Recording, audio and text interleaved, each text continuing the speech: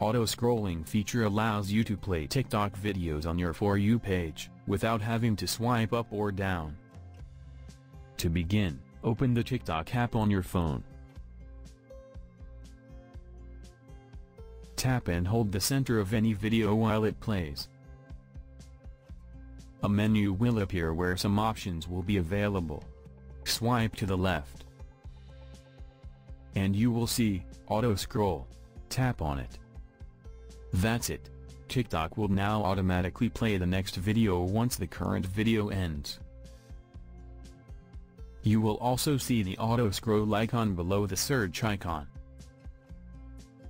If you want to stop the auto scroll feature, just tap the icon. And the auto scroll feature has been stopped, and you will need to scroll manually to your next post.